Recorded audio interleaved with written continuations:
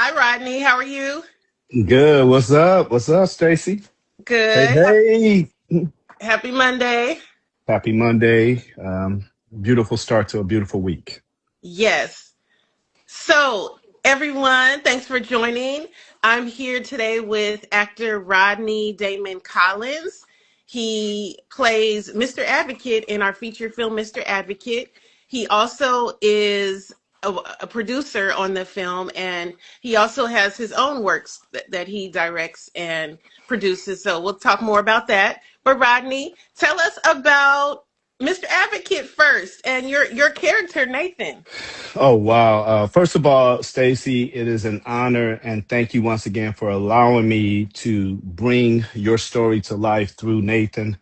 Nathan, I connected with him in so many ways. Nathan is a character who his wife had recently passed away, and he was coming from the corporate world, corporate executive. And his wife had really was throughout their marriage wanted him to become an educator because she really saw that gifting in him. But he chose to, stay in the corporate world because he wanted to make the money. And he recognized though that he wanted to honor her by going into education. So with her passing, he became an educator. But while going into education, he was dealing with processing and grieving the loss of his wife while stepping into a new career, and then stepping into the school, which he wants to bring change. He's all about, hey, let's do this, let's do that. So he walks into the school and he has to deal with some situations that are causing some issues for the change that Nathan really wants to bring into the school, bringing AI into the school, allowing the kids to really grow and open up the school's resources, what are being offered to the kids because he felt like they really deserved it. So he's dealing with, a lot of different things, new career, grieving a past career, grieving the loss of his wife, um, in a way, grieving stepping into a new career that he's not being fully embraced also. So there's a lot of layers that to this cake that Nathan is really dealing with. Yeah, and thank you for pointing that out. This is actually June is Men's Mental Health Awareness Month.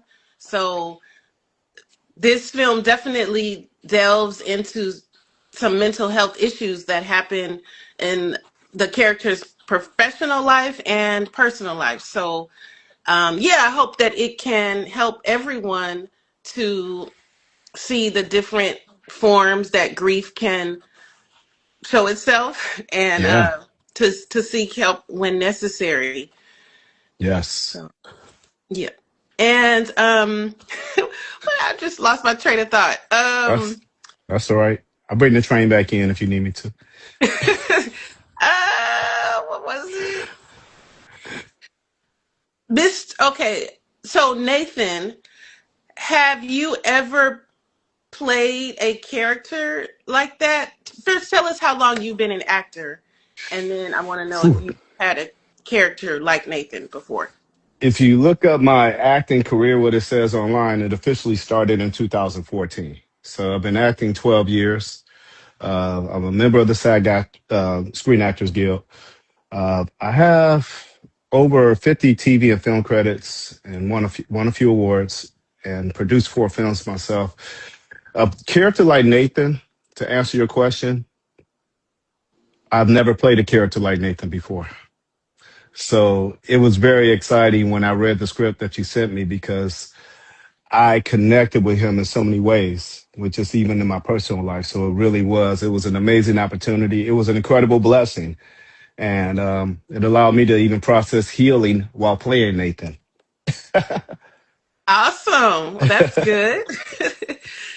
You did an excellent job, Rodney. I can't, the adjective excellent doesn't even describe it. I don't know how to say it, but I was moved on set. I'm not going to give spoilers away of what happens, but what you brought throughout the film is it's just so impactful. I think it's something so on many layers. One, Mhm. I think we need to see men be vulnerable the way that your character was. Mhm. I also like how your character maneuvers through the workplace, school politics, and how and navigating that is not easy for many adults in Yeah. their workplaces. So it's very relatable, the character. And the character was an advocate, but he I don't know, was calm, or his demeanor was, I can't describe it, but I like the way you showed the duality, that he's an advocate, but then he's also balancing all these things at school and has to somewhat be reserved. It was a good Hmm. mix how you did that. So tell us Yeah. about the acting, the mind of how you got into that character. Well, one thing I felt like portraying Nathan, I needed to make sure I stay as grounded as possible. That's a To good word. Yeah, Ground. Yeah. that I really wanted to make sure that, because Nathan's character, he is a corporate executive. So most corporate executives, are pretty, well grounded. They have pretty much good control over their emotional intelligence, and how to communicate it. Even when they're very frustrated about certain things, in order to get things done, they know how to handle it. So he was bringing some of that in, because that was some of my backstory. Because when you gave me the character, I basically put that Nathan, was a Harvard Business School graduate, and I had all this stuff about Nathan's background, his whole history, how he came up. He was first generation college, which I am truly first generation college. So, but how he's just worked his way all the way up the corporate ladder. He married his college sweetheart. So I pulled all those things. Nathan had a whole life before he entered into the school. Yeah. so, so I put all that together, and then just coming into the school, he has to demonstrate that he's passionate, because he is. He's very passionate about bringing change and working with these kids who really, really deserve the best. So, in order to do that, Nathan had to make sure that he didn't burn the bridges, but he might have sizzled, he might seared them a little bit in order to get some results. He had to, stir up some stuff to get people going.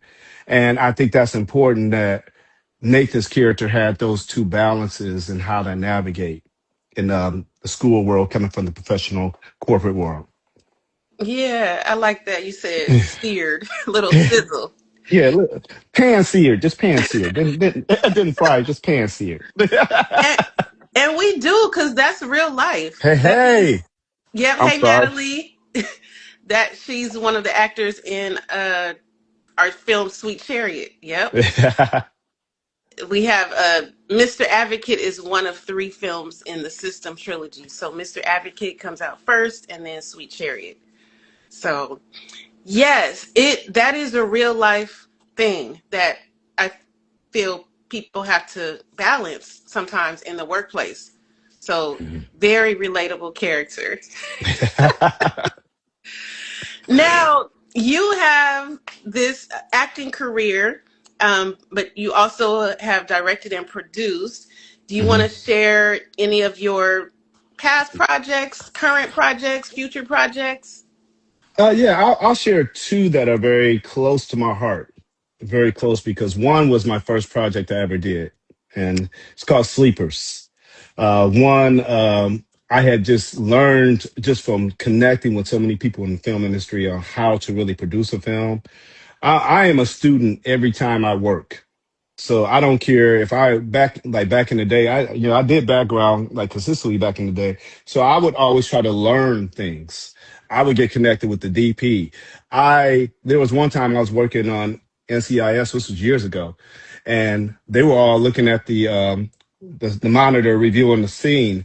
I asked the second, I said, because they had told everybody, go ahead and go to Crafty. I was like, I'm not here to eat. I can eat at home. I need to learn this, because I didn't go to film school. So I asked this second, I said, do you mind if I take a look at you guys, like, reviewing what you watched? He looked at me like shocked.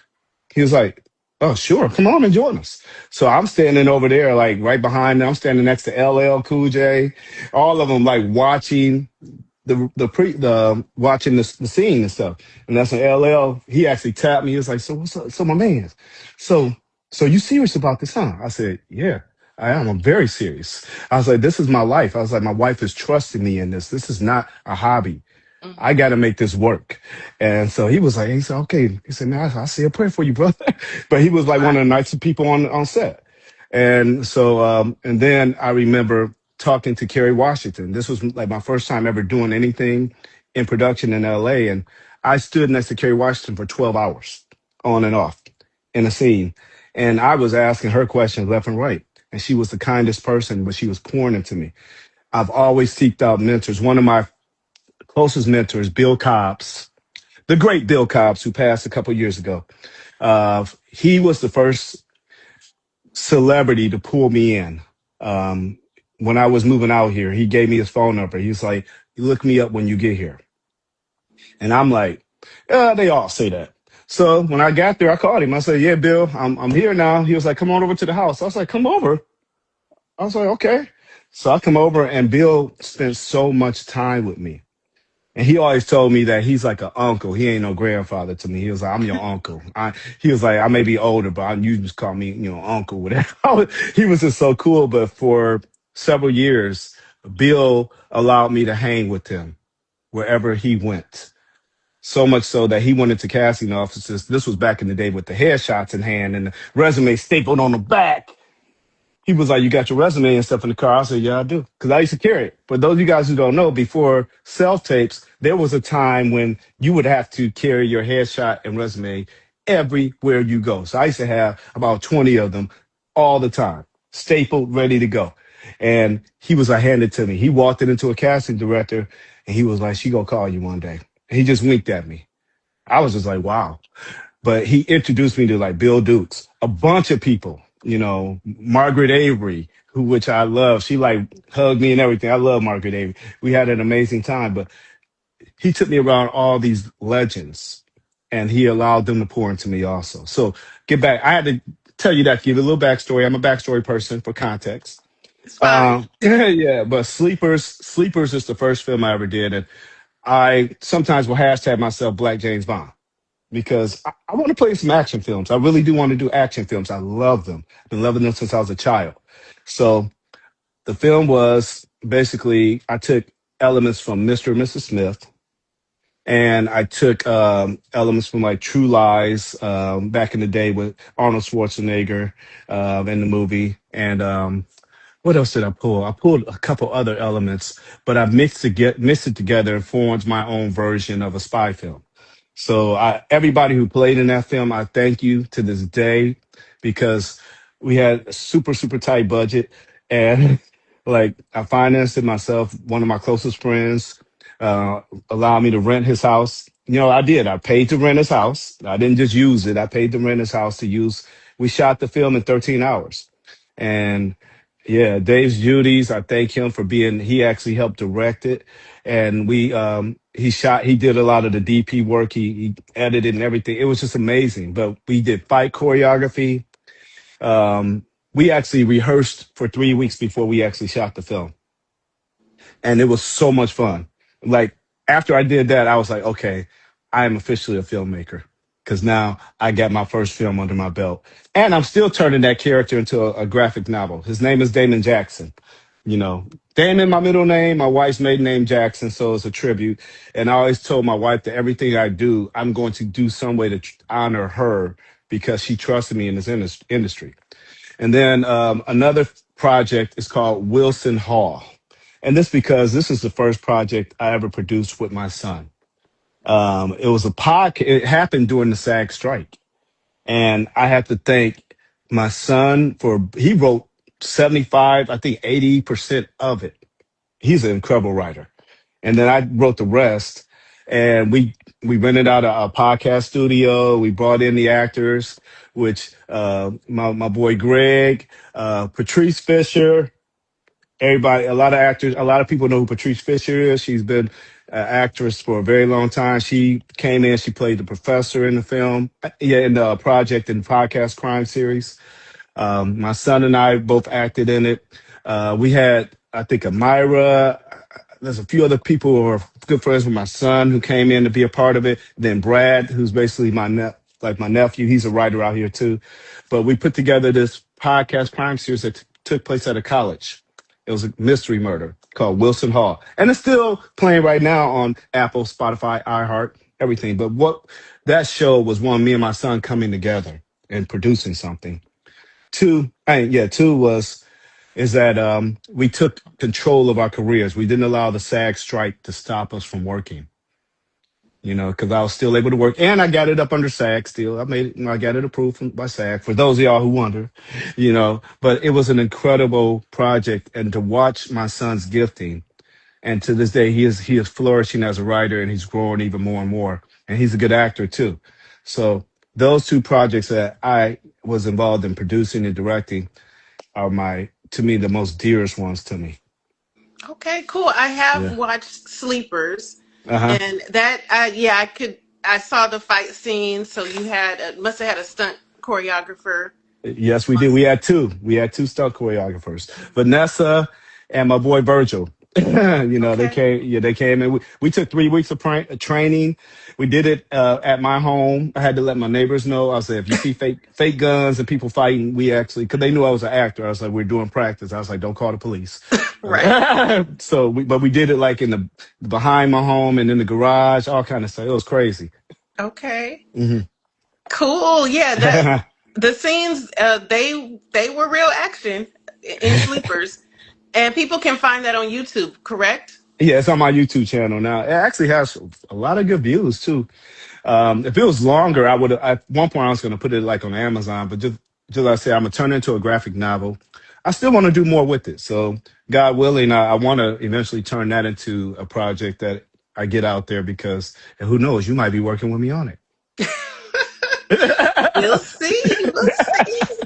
it.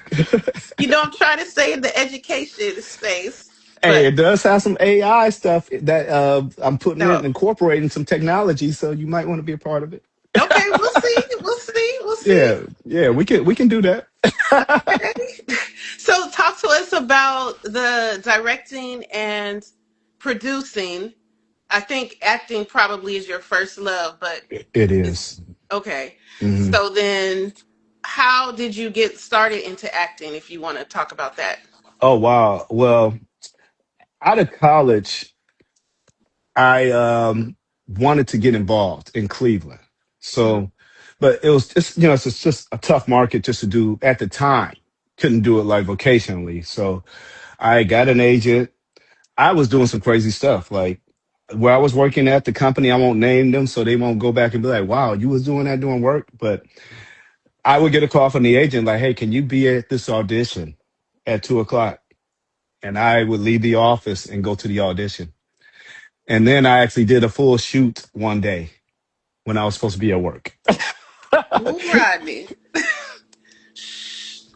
Yeah, so I was trying to find ways, and I even like was trying my best to get connected. Like my wife and I, this was back in the day when they used to do those talent searches, which I tell everybody to avoid like the plague, because I got burned by one.